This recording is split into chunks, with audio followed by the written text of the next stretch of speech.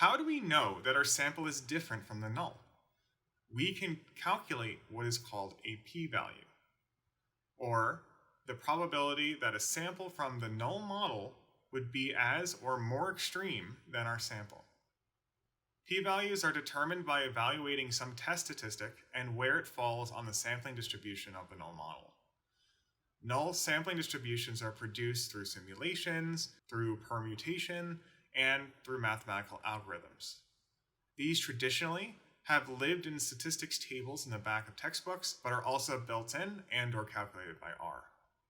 P-values are of little interest if the test statistic falls within the middle of the sampling distribution.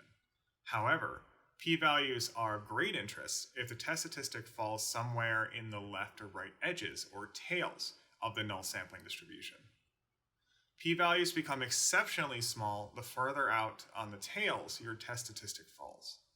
Most statistical tests are considered two-tailed, meaning that the deviation in both tails of the distribution are worth reporting. And the p-value is the sum of the area under those two tails.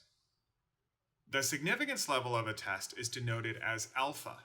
If the p-value is equal to or below alpha, we reject the null hypothesis. If the p-value is greater than alpha, we fail to reject the null hypothesis. Only when we reject the hypothesis can we say that the results are statistically significant. Note that when rejecting the null, we are not proving that the alternative hypothesis is true. In general, p-values are considered significant if they are below 0.05, or that we are 95% sure that the observed values of interest are not due simply to chance.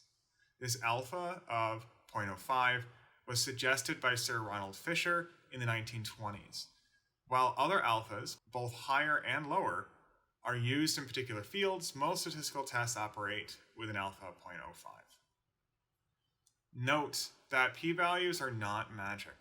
P-values do not measure the probability that a hypothesis is true, only whether a particular null can be rejected.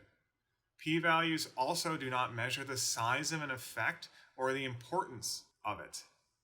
It can be tempting to think that a really small p-value makes your findings extra significant, but p-values provide no such information.